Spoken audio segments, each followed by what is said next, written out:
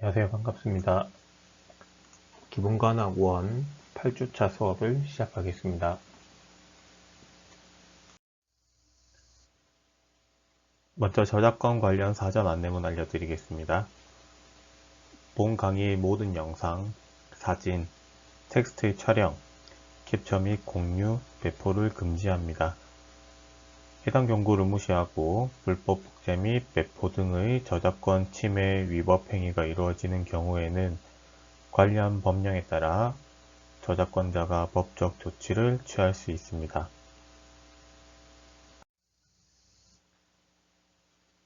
이번 시간에는 바이탈사인 활력징후에 대해서 알아보겠습니다.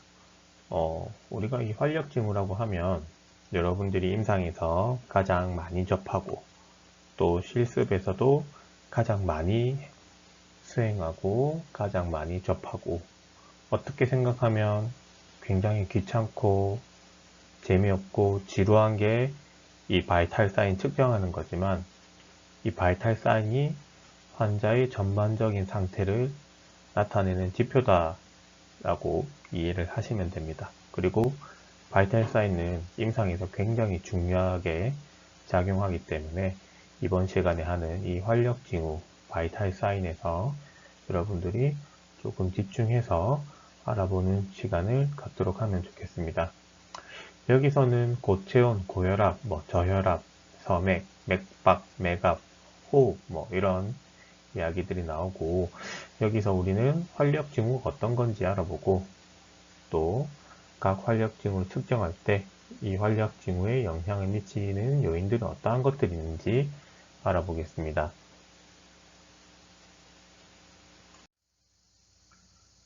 보통 전통적으로는 활력징후 하면 체온이나 맥박, 호흡, 혈압 이 네 가지가 포함이 되어 있습니다. 이 네 가지를 가지고 활력징후라고 이야기를 하며 요즘에는 활력징후에다가 통증을 사정한다거나 혹은 산소 포화도 이러한 것들을 측정을 해서 활력징후에 포함하기도 하는데 그래도 전통적으로는 체온, 맥박, 호흡, 혈압 이 네 가지를 활력징후라고 이야기를 합니다. 이 활력징후는 주위의 환경 온도나 신체적 노력, 예를 들어서 운동을 했다든지 아니면 힘을 썼다든지 이러한 것들 또는 질병의 영향 이러한 것과 같이 많은 요인에 의해서 변화가 됩니다.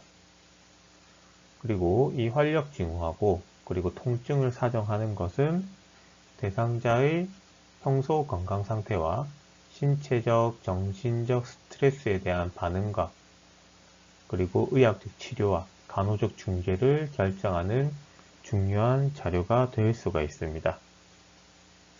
그래서 이 활력징후를 측정할 때 어떠한 지침을 가지고 측정해야 되는지 한번 알아보겠습니다. 먼저 이 활력징후를 측정하는 것은 이 측정하는 간호사의 책임이 있습니다. 우리가 이 활력징후 측정을 실습 나온 학생 간호사나 혹은 간호조무사나 이러한 다른 사람들한테 위임을 할 수는 있습니다. 하지만 그 사람들이 간호학생이나 조무사들이 측정한 활력징후를 분석을 하고 그리고 그 결과가 얼마나 중요한지 그 결과를 해석하고 그리고 때때로 중재가 어떠한 중재들이 필요한지 이러한 것들을 결정하는 것은 오로지 간호사에게 책임이 있다는 거죠. 그 다음 정확한 결과를 얻어야 됩니다. 활력징후를 측정할 때는 정확한 결과를 얻는 게 중요한데 이 정확한 결과를 얻기 위해서는 이 측정기구가 정상적으로 잘 작동하는지를 확인을 해야 됩니다. 측정기구가 정상적으로 작동하지 않으면 이 측정하는 값이 제대로 측정이 되지 않을 수가 있기 때문에 굉장히 시비어한 상태, 안 좋은 상태에 있는 대상자들에게는 이 활력징후가 잘못 측정되면 굉장히 나쁜, 굉장히 안 좋은 결과를 가지고 올 수가 있습니다. 그 다음은 대상자의 상태나 특성에 따라서 기구를 선택해야 됩니다. 여기 얘가 잘 나와 있죠. 아동에게 성인용 혈압 커플을 사용한다거나 그 반대로 성인에게 아동용 커플을 사용해서 혈압을 측정하는 그러한 일은 없어야 되겠죠. 그 다음은 대상자가 평상시에 바이탈 사인 범위가 어떻게 되는지 평상시 활력 징후 범위를 알고 있어야 된다는 거죠.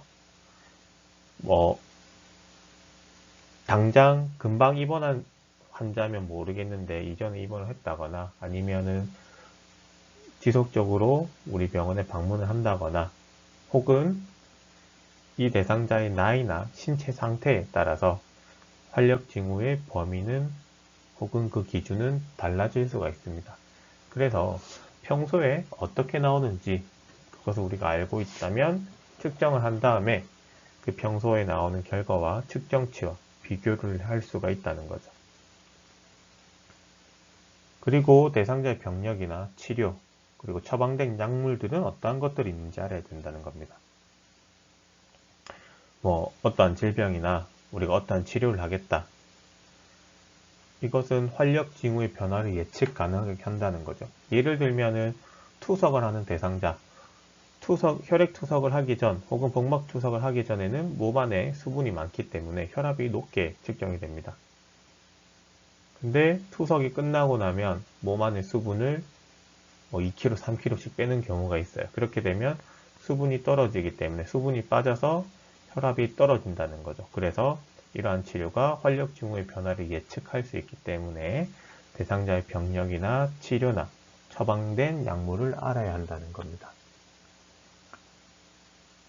그 다음 활력 징후에 영향을 미치는 어떤 환경 요인들을 통제를 해야 된다는 거죠. 예를 들면 흡연을 하고 왔다. 그러면 당연히 맥박과 혈압이 올라갈 수밖에 없어요. 또 운동을 하고 왔다. 측정하는 곳이 8층인데 1층에서 8층까지 걸어 올라왔다. 그때 측정한 게 이 대상자의 올바른 활력 징후라고 할 수가 없다는 거죠. 그래서 이 활력 징후를 측정할 때는 조직적이고 체계적으로 접근을 해야 됩니다.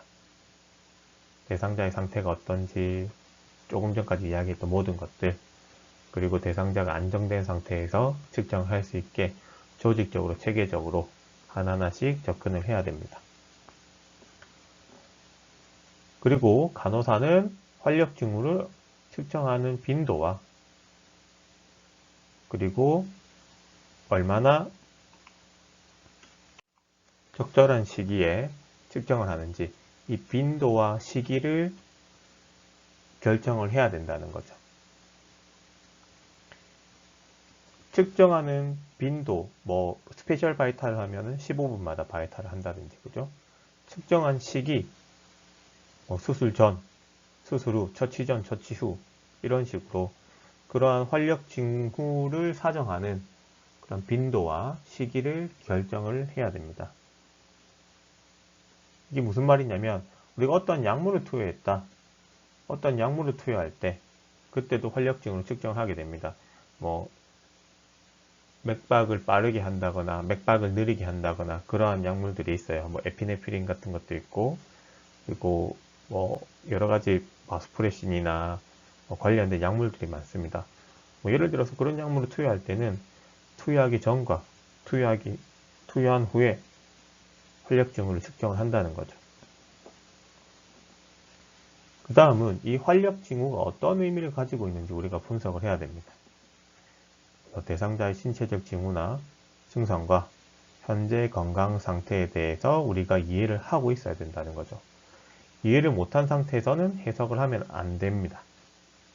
그래서 이 바이탈이 흔들리는지 바이탈이 변하는 것, 이거의 중요한 변화들을 우리는 잘 확인을 해야 되고 같이 환자 간호와 치료에 참여하는 다른 의료진들과 의사소통을 해야 될 필요성이 있습니다. 그래서 표 12-1을 보시면 활력 징후의 연령별 정상 범위가 나옵니다.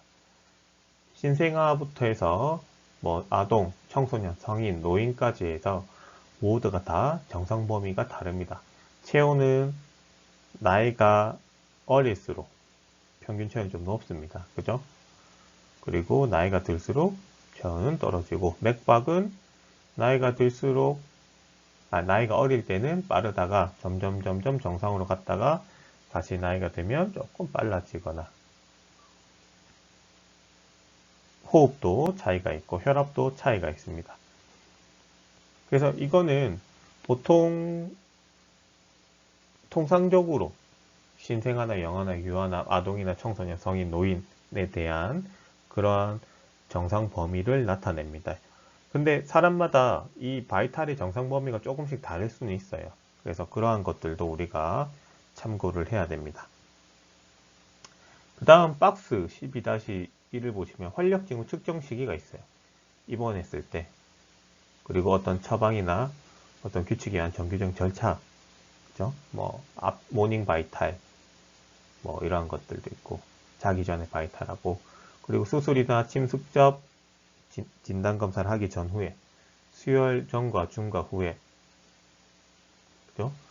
활력증에 영향을 주는 약물 투여 전후에, 그리고 전반적인 상태가 변화가 왔을 때, 의식이 사라진다든지, 통증이 있는다든지, 영향을 미치는 어떤 간호중재를 했을 때, 그리고 어지럽다, 느낌이 이상하다, 조금 이상하다, 신체적 변화에 따른 어떤 증상을 호소할 때, 이럴 때 활력징후를 측정을 해야 됩니다. 자, 그 다음은 체온입니다. 이 체온에 영향을 주는 요인을 먼저 보고 갈게요. 다음 장에 표에서 잘 나타나는데 다음 장에서 조금 자세히 보겠습니다. 체온에 영향을 주는 요인들은 연령이나 운동이나 스트레스나 호르몬 이러한 것들이 있습니다. 그렇다면 체온을 측정 어디로 하냐? 보통은 구강, 직장, 겨드랑이, 요즘엔 여러분들 고막이나 피부, 측두동맥, 이마 이런 데 많이 쟀죠. 그래서 이 체온 측정 부위에 따라서 적합한 체온계들이 있습니다. 이마에 체온을 재는데 그냥 전자식 체온계를 사용하진 않잖아요. 그죠? 적외선이나, 그죠? 고막에 체온을 재는데 수은 체온계를 사용하지 않듯이, 그래서 이러한 것들을 잘 판단해서 적합한 체온계를 사용을 해야 됩니다. 자, 표를 보시면 체온에 영향을 준 요인들이 있습니다. 연령, 그죠? 연령에 따라서 영아는 몸에서 체온 조절 중추가 체온 조절 기전이 제대로 잘 되지 않기 때문에 환경이나 주변에 영향을 많이 받습니다. 아동도 마찬가지고, 성인은 말할 것도 없고요. 워낙 잘 조절되기 때문에. 또 노인도 마찬가지로 기능이 좀 떨어져서 체온 조절에 어떠한 차이가 있을 수 있습니다. 그리고 일주기성, 아침에 24시간, 우리 하루 24시간 동안 체온이 좀 다르죠. 그죠?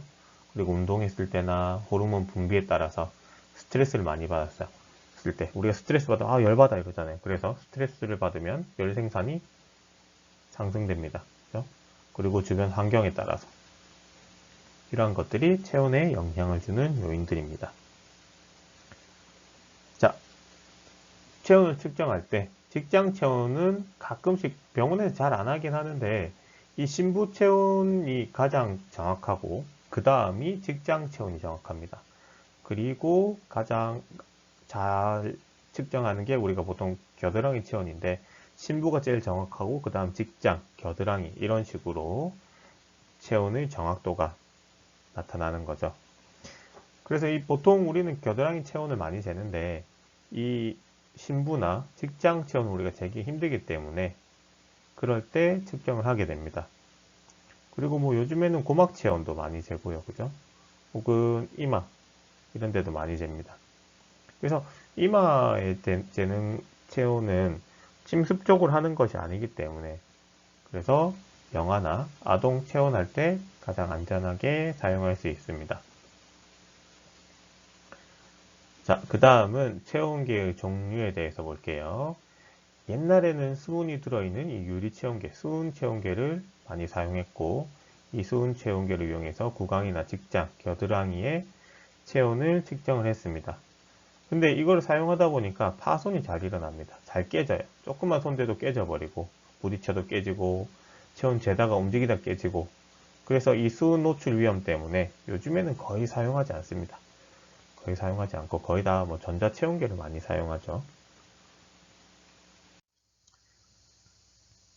자, 표를 보시면 측정 부위에 따른 장단점이 있어요. 구강이 있고 고막이 있고 직장, 뭐 겨드랑이, 피부, 측두동맥, 뭐 측정 부위에 따라 장단점이 있습니다.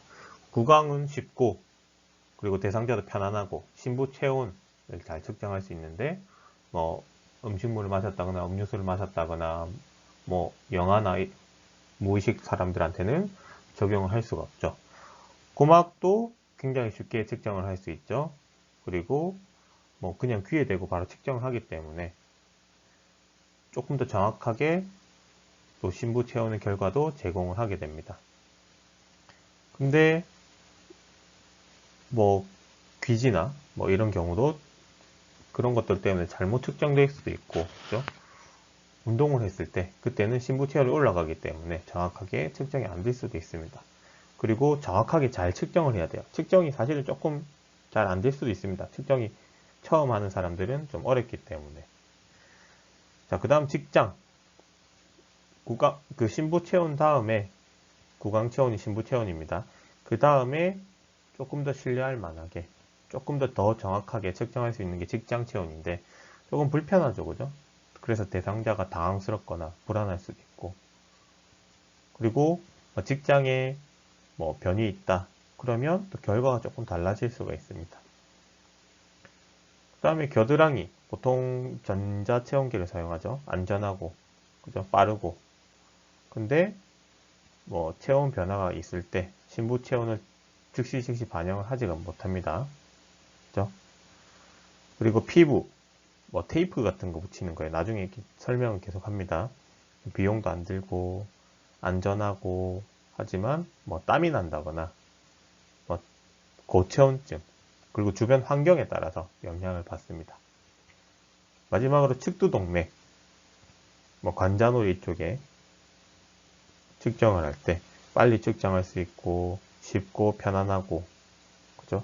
근데 뭐 머리카락이 있다든지 뭐 땀이 난다든지 이러할 때는 조금 어려운 단점이 있다.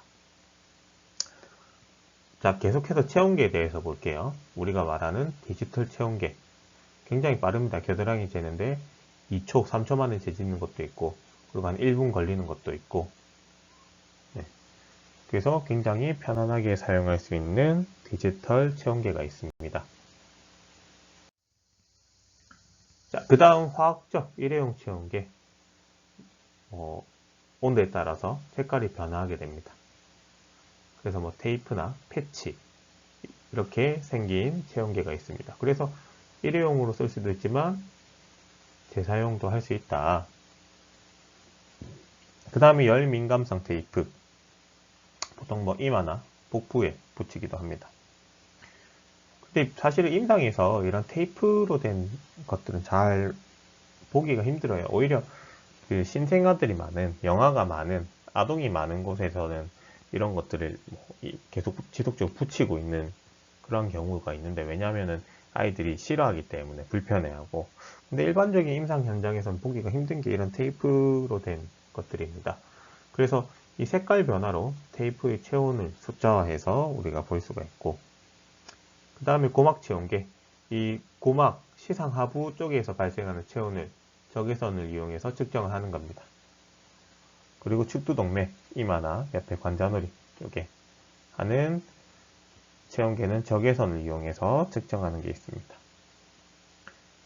자, 그 다음 체온 측정 단위. 체온 측정 단위는 섭씨, 화씨로 표현하는데, 우리는 보통 섭씨, 몇 도, 몇 도 이렇게 사용하는 것이 흔합니다. 자, 그 다음은 맥박을 보겠습니다. 이 맥박은 말초동맥에서 촉진되는 혈관의 박동을 이야기합니다. 그래서 좌심실이 수축할 때 발생하는 혈액의 파동. 그래서 1회 박출량은 좌심실이 수축할 때마다, 좌심실이 대동맥이랑 연결되어 있죠. 그래서 좌심실이 수축할 때 대동맥으로 유출되는 혈액의 양을 1회 박출량이라고 합니다. 그리고 1분 동안 뛰는 게 맥박수, 우리 펄스. 그쵸? 그래서 이 심박출량은 1회 박출량과 심박동수를 곱해서 나오는 겁니다. 1회 박출량이 얼마고 심박동수는 얼마고 그걸 곱하면은 심박출량이 나온다는 거죠. 그래서 심장이 1분 동안 동맥으로 박출시키는 혈액의 양을 이야기를 합니다. 동맥 순응도는 동맥이 수축하고 확장하는 능력을 이야기를 하고, 그리고 맥박하면 중요한 게 심천맥박이 있습니다. 심천맥박. 심천부에 위치한 중심맥박.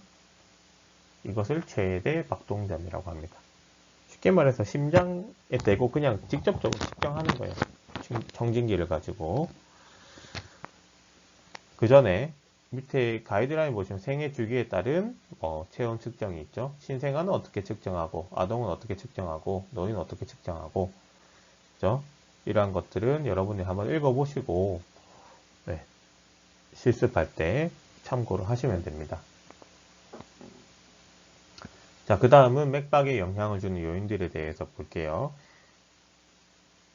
이 맥박에 영향을 주는 요인들, 마찬가지로 연령, 성별, 운동, 열, 약물이나 출혈이나 피가 나면 맥박수가 빨라집니다.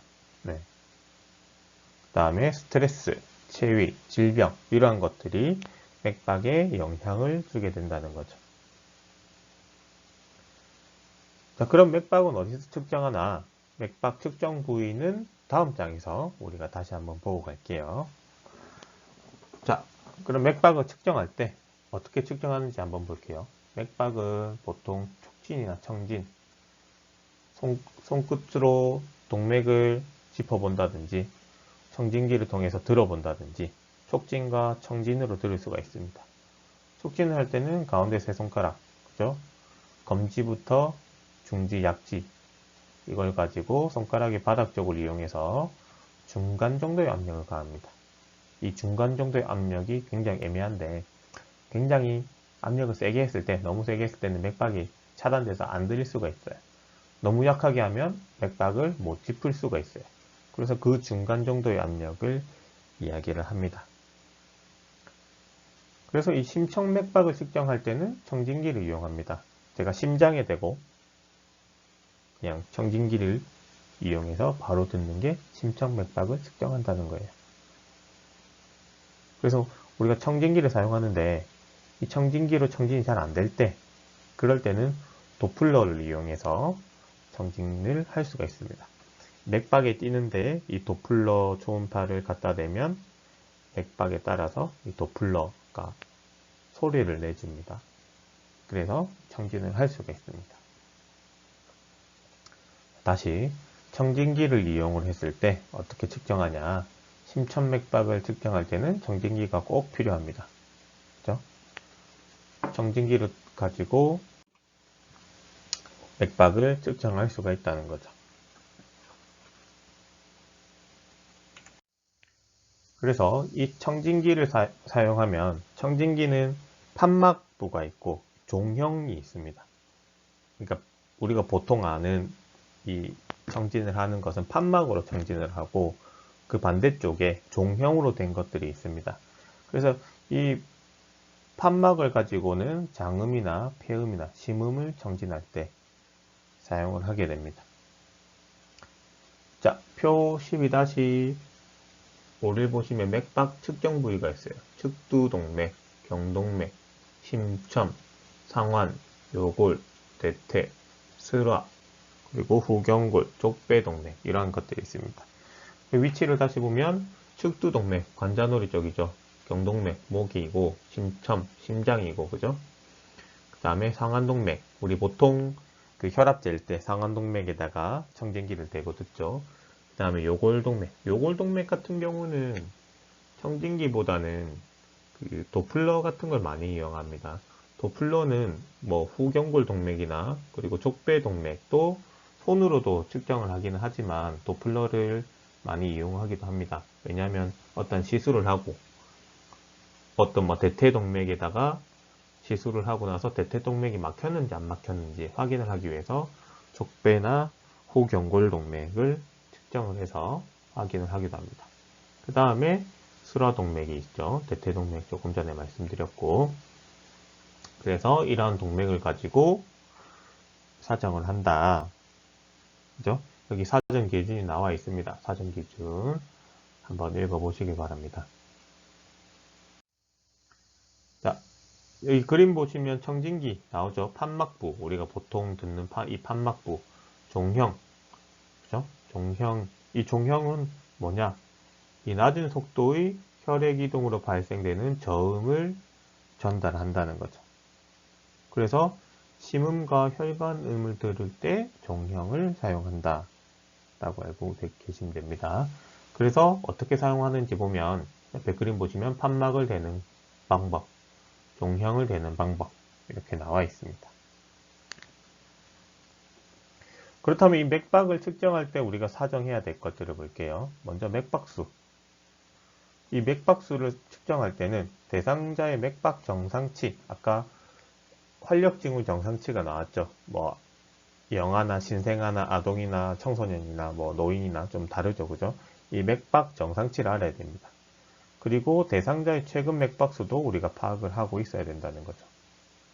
그렇게 해서 측정을 했더니 비정상적인 맥박수가 나왔다. 그렇다면 우리는 심천맥박을 측정을 해봐야 됩니다. 이 심천맥박이 정확한 맥박이기 때문에 심천맥박을 사정을 해야 됩니다. 자, 우리가 맥박을 듣습니다. 이제 1심음 그리고 2심음이 있습니다. 이 1심음은 저음이고 둔한 럽 뭐 이런 식으로. 이 외국에서 하다 보니까 우리는 쿵쾅쿵쾅 할 수도 있지만 두근두근 이렇게도 표현하지만 외국에서는 1심음, 2심음을 가지고 럽덥, 럽덥 이렇게 표현을 합니다. 그래서 1심음은 저음이고 둔한 럽, 2심음은 짧고 고음인 덥. 그래서 한번 박동할 때마다 럽덥 이렇게 이야기를 합니다.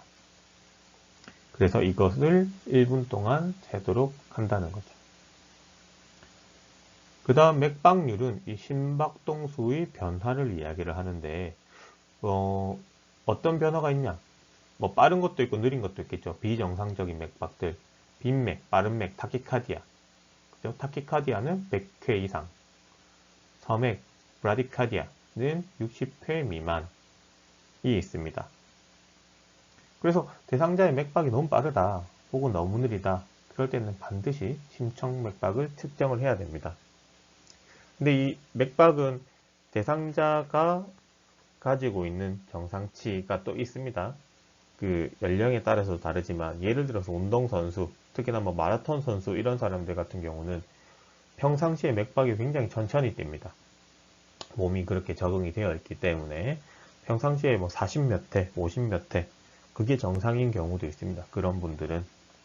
그래서 맥박이 빠르다, 느리다 그러면 뭐 이 사람이 평소에 어떤 일을 하는지, 뭘 하는지 이런 것들도 물어보는 게 도움이 될 수가 있습니다. 자, 그 다음은 리듬입니다. 리듬. 정상 맥박은 간격이 일정하고 규칙적입니다. 근데 이 리듬이 불규칙할 때 우리는 부정맥이라고 이야기를 합니다. 그래서 부정맥이 발견되었다. 그러면 우리는 1분간 심청맥박을 측정을 해봐야 되고, 또 이 부정맥을 진단하기 위해서 홀터, 24시간 동안 홀터를 한다거나 아니면 어떤 심전도 이런 것들을 통해서 부정맥을 명확히 밝힐 필요가 있다는 거죠. 그리고 이 심장수축이 비효율적일 때, 심장수축이 규칙적이고 일정하게 되어야 되는데 비효율적일 때, 그러면 말초, 손끝, 발끝, 말초로 맥박을 잘 전달하지 못해서 맥박 결손이 초래될 수가 있습니다. 그래서 손끝, 발끝 맥박이 심천맥박하고 다를 수가 있다는 거죠. 그래서 한 명은 심천맥박을 측정하고 또 다른 한 명은 뭐 요골맥박 이런 것들을 측정을 해서 요골맥박과 심천맥박을 비교를 해서 얼마나 차이가 있는지, 차이가 있으면 맥박 결손이 있다, 이렇게 이해를 하시면 됩니다. 자, 그 다음은 강도와 동일성. 마찬가지로 이 맥박의 강도는 심장을 수축할 때 동맥벽으로 박출되는 혈액의 양이나 압력, 그리고 맥박 측정 부위까지의 동맥 혈관 체계의 상태를 반영을 하는 게 맥박의 강도입니다. 그래서 이 맥박의 강도는 각 박동마다 항상 동일하다는 거죠. 그 다음에 탄력성도 사정을 해야 됩니다. 우리가 이 탄력성은 혈관벽과 혈관벽이 확장성 그리고 기형 이러한 것들을 나타냅니다. 보통은 곱고 매끄럽고 부드럽고 탄력성이 있습니다. 굉장히 탱글탱글하고 튼튼하고 매끈한 호수 같은 그런 관이라고 생각을 하는데 그렇게 생각하시면 되고, 근데 놓이는 경우에는 이 탄력성이 떨어지기 때문에 좀 꼬불꼬불해진다거나 그렇죠? 그런 게 있을 수가 있습니다.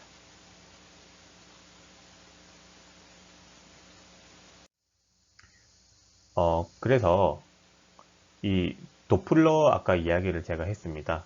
이 도플러를 통해서 맥박을 측정하는 것을 우리가 한번 보고 가도록 하겠습니다. Today I'm going to demonstrate how to locate the dorsalis pedis or anterior tibial pulse with a Doppler. First of all, I would think about where I'm going to look for the pulse. I would usually search for it in one of these three areas with the Doppler. I'd ask the patient to relax their foot so that the tissues aren't too stressed. I'd dorsiflex it slightly, and then I'll use some ultrasound gel, put some on the foot. Next, I'm going to turn on my Doppler, and first of all, getting some gel on the probe end, I'm going to listen in this area here, between the first and second metatarsal bones, sliding up the crease, if necessary, to locate the best signal. If I couldn't locate the pulse there, I would be searching across the middle of the foot, looking for the pulse at that site. Again, sliding slowly in the gel, not too much pressure on the skin. I'd usually be anchored to the foot with my other fingers with the probe at an angle of about 45 to 60 degrees. If I failed to locate an audible pulse in that area there, I would next look for the anterior tibial pulse across the ankle crease on the front of the leg. Again, moving slowly, plenty of gel, searching for an audible signal.